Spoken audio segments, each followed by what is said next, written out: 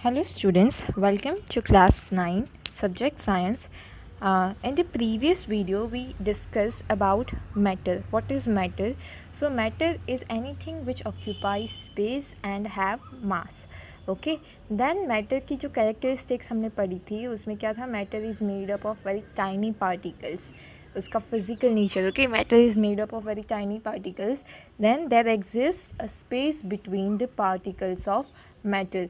And उसके बाद में और क्या था, particles of matter are continuously moving.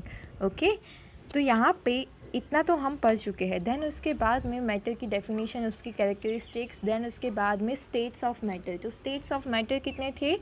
3 थे. मतलब हमको यहाँ पे 3 पढ़ने हैं, एक्चुअल में कितने हैं? 5 है. ओके, कौन कौन से हैं? Solid, liquid, gas, plasma and Bose Einstein. इस चैप्टर में आपको सिर्फ 3 ही के बारे में पढ़ना है, solid, liquid and gas. Then अभी उसके बाद में हमने ये भी देखा था कि ये जो स्टेट्स है, स्टेट्स ऑफ मैटर है, दैट आर इंटर कन्वर्टिबल. मतलब कि हम उसको कन्वर्ट कर सकते हैं, सॉलिड को लिक्विड में, लिक्विड को गैस में. ओके, देन उसके बाद में कैसे हम उसको कन्वर्ट कर सकते हैं? By the effect of temperature and effect of pressure. Then उसके बाद में और क्या पढ़ा था हमने मेल्टिंग पॉइंट के बारे में पढ़ा था. तो मेल्टिंग पॉइंट क्या था? Temperature at which solids convert into liquid. उसको हम, उस टेम्परेचर को हम क्या बोलते हैं? उस लिक्विड का मेल्टिंग पॉइंट बोलते हैं. देन उसके बाद में उसका बॉइलिंग पॉइंट पढ़ा था. तो बॉइलिंग पॉइंट क्या था? Temperature at which liquid converts into vapour. तो उसको हम क्या बोलते हैं? उसका बॉइलिंग पॉइंट बोलते हैं. देन वाटर का बॉइलिंग पॉइंट कितना था? 100 डिग्री सेल्सियस था. और देन उसके बाद में हमने और क्या पढ़ा था? सब्लिमेशन. तो सब्लिमेशन क्या था? उसमें ऐसे जो सब्लिमेशन प्रोसेस है उसमें क्या होता है, डायरेक्ट जो मैटर का जो स्टेट है, सॉलिड स्टेट है, वो लिक्विड में कन्वर्ट हुए बगैर ही किस में हो जाता है? डायरेक्टली किस में कन्वर्ट हो जाता है? वो गैसियस स्टेट में चला जाता है. ओके, तो सब्लिमेशन उसको कहते हैं जहाँ पे मैटर के पार्टिकल्स लिक्विड में कन्वर्ट नहीं होते हैं, डायरेक्टली गैसियस, सॉलिड से डायरेक्टली गैसियस में कन्वर्ट होते हैं. तो उसके एग्जांपल में हमने ओडोनिल देखा था. ओके, ओडोनिल जैसे कि वो सॉलिड में आता है और फिर उसका लिक्विड फॉर्म हमको देखने को नहीं मिलता है. ओके, देन कैम्फर था. तो अभी हम इस वीडियो लेक्चर में इवेपोरेशन के बारे में पढ़ेंगे. Okay, so let's start today's topic. Do we always need to heat or change pressure for changing the state of matter? Can you quote some examples from everyday life where change of state from liquid to vapor takes place without liquid reaching the boiling point? Water, when left uncovered, slowly changes into the vapor. Wet clothes dries up. What happens to water in the above two examples? तो ऐसा बोला है कि हमको, मतलब कि जो matter की जो स्टेट है उसको चेंज करने के लिए क्या हमेशा प्रेशर एंड टेम्परेचर को चेंज करना पड़ता है क्या कोई ऐसा एग्जाम्पल है जिसमें विदाउट, मतलब कि ना, बॉइलिंग पॉइंट पे आए बगैर ही लिक्विड डायरेक्टली किस में कन्वर्ट हो जाता है? वेपर में कन्वर्ट हो जाता है. तो अगर आपने पानी को कहीं पे खुला छोड़ दिया है तो पानी अचानक से ही, मतलब ना, खुद ही अपना बॉइलिंग होना स्टार्ट हो जाता है. ओके, सन की प्रेजेंस में उसका खुद ही बॉइलिंग होना स्टार्ट हो जाता है, वो वेपर में कन्वर्ट होना स्टार्ट हो जाता है. देन जो कपड़े, हम गीले कपड़े होते हैं उसको भी हम ऐसे सुखा देते हैं तो वो सूख जाते हैं ना धूप में. तो यहाँ पे we know that particles of matter are always moving and are never at rest. तो ये भी हमने जो उसकी कैरेक्टरिस्टिक्स थी मैटर के पार्टिकल की, उसमें पढ़ा था कि जो मैटर के पार्टिकल्स है वो क्या है? कंटिन्यूसली मूव कर रहे हैं, वो कभी भी ऐसे बैठे नहीं रहते, शांत नहीं है. Okay, at a given temperature in any gas, liquid or solid, there are particles with different amounts of kinetic energy. In the case of liquid, small fraction of particles at surface having higher kinetic energy is able to break away from the forces of attraction of particles and gets converted into vapor. This phenomenon of change of liquid into vapor at any temperature below its boiling point is called evaporation. तो इसको आप underline करना, evaporation की definition क्या है। So the phenomenon of change of liquid into vapour at any temperature below it's boiling point is called evaporation. तो कोई भी लिक्विड है उसका वेपर में कन्वर्ट हो रहा है उसके बॉइलिंग पॉइंट पे जाने से पहले, तो इस जो फिनोमिनन है, ये जो प्रोसेस है, उसको हम क्या बोलते हैं, इवेपोरेशन है। ओके, इवेपोरेशन बोलते हैं। So factors affecting evaporation, let us understand this with an activity. Take 5 ml of water in a test tube and keep it near window or under fan. Take 5 ml of water in an open china dish and keep it near a window or under a fan. Take 5 ml of water in an open china dish and keep it inside cupboard or a shelf in your class. So record the temperature, record the time or days taken for the evaporation process in the above cases. Repeat the about 3 steps of activity on a rainy day and record your observation. What do you infer about the effect of temperature, surface area, wind velocity on evaporation? तो यहाँ पे आपको क्या करने के लिए बोला है, फर्स्ट में 5 ml जो वाटर है उसको टेस्ट ट्यूब में लेने के लिए बोला है। ओके, और उसको विंडो के पास में रख दो आप, या फिर अंडर फैन आप कहीं पे रख दो उसको, ठीक है। और फिर उसके बाद में क्या किया है, 5 ml वाटर को चाइना डिश में, एक ओपन चाइना डिश है उसमें ले लिया और उसको विंडो के पास में रख दिया। देन उसके बाद में क्या किया, 5 ml वही वाटर ओपन चाइना डिश में लिया होगा वाटर, उसको किस में रख दिया, कपबोर्ड में रख दिया जहाँ धूप नहीं है। ओके, तो यहाँ पे क्या है, मतलब कि ना हमने ये 3 डिफरेंट सिचुएशंस ले ली। एक में क्या है, सरफेस एरिया जो है, टेस्ट ट्यूब का सरफेस एरिया कम है।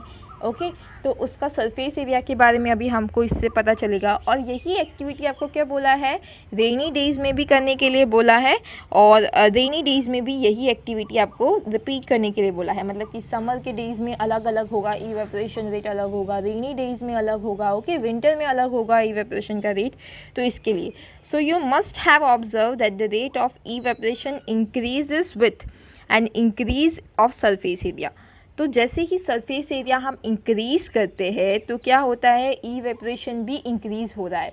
आपने टेस्ट ट्यूब में जो वाटर लिया वो जल्दी से इवेपोरेट होगा या फिर ओपन चाइना डिश वाला जल्दी से इवेपोरेट होगा? ऑब्वियसली ओपन चाइना डिश में जो हमने लिया है, क्यों, क्योंकि उसका सरफेस एरिया चाइना डिश का क्या है, ज़्यादा है। Okay, so we know that the evaporation is a surface phenomenon. Okay, ये भी याद रखना है, evaporation is a surface phenomenon. If the surface area is increase the rate of evaporation increases. अगर सरफेस एरिया इंक्रीज हो रहा है तो इवेपोरेशन का रेट भी क्या होगा, इंक्रीज होगा। For example, while putting clothes for drying up we spread them out. तो हम जब कपड़े सुखाते हैं तो उनको पूरा स्प्रेड कर देते हैं ना, ऐसे ही आप मतलब कि उसको सिकोच के अगर आप वहाँ पे डाल देंगे, ठीक है, तो फिर वो वहाँ पे इतनी जल्दी नहीं सूखेंगे। आप अगर उसको ऐसे ही स्प्रेड करके रखेंगे ना तार पे, तो वो जल्दी से ड्राई अप हो जाते हैं। Okay, then an increase of temperature. तो जैसे जैसे टेम्परेचर इंक्रीज होता है वैसे वैसे इवेपोरेशन का रेट भी क्या होगा, इंक्रीज़ होगा। अगर रेनी डेज़ में आप ये जो हमने ये जो अभी एक्टिविटी की है वो रेनी डेज़ में करेंगे तो इवेपोरेशन का रेट आपको क्या मिलेगा, कम मिलेगा, क्योंकि तब सनलाइट हमको ज़्यादा नहीं मिलती है। ओके, सो यहाँ पे with the increase of temperature more number of particles get enough kinetic energy to go into the vapour state. Okay, तो उनको काइनेटिक एनर्जी ज़्यादा मिलती है वेपर स्टेट में जाने के लिए। Okay, then a decrease in humidity. So humidity is amount of water vapour present in air.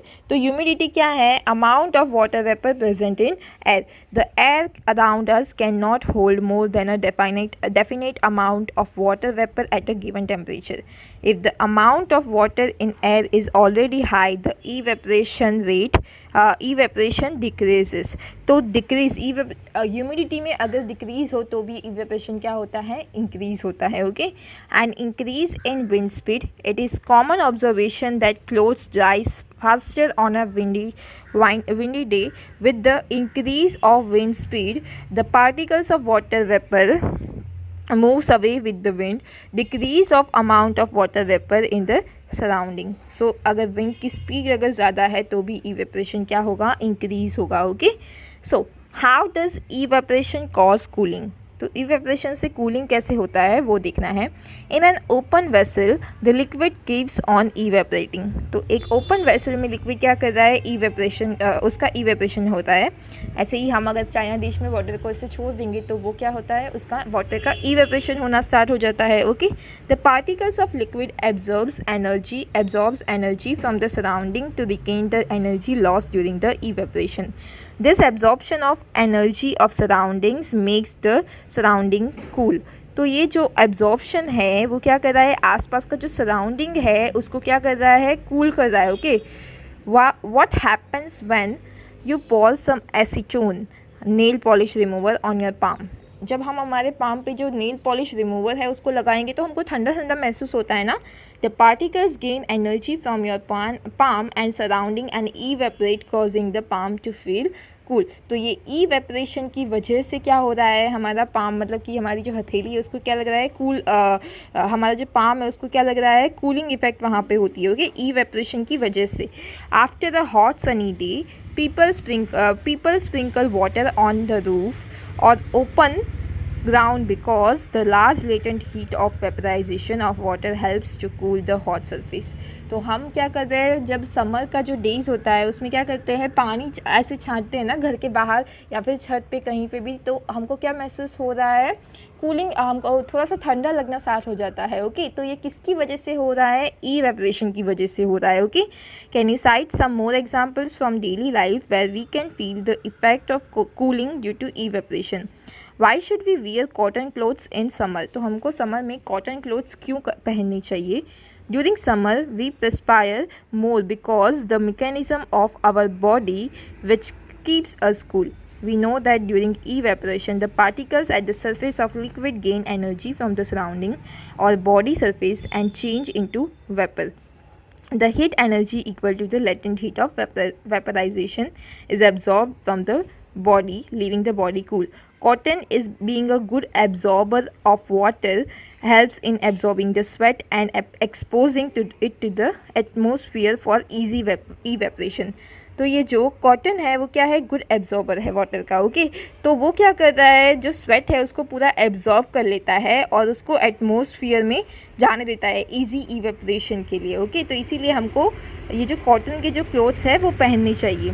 Why do we see water droplets on the outer surface of glass containing ice cold surface।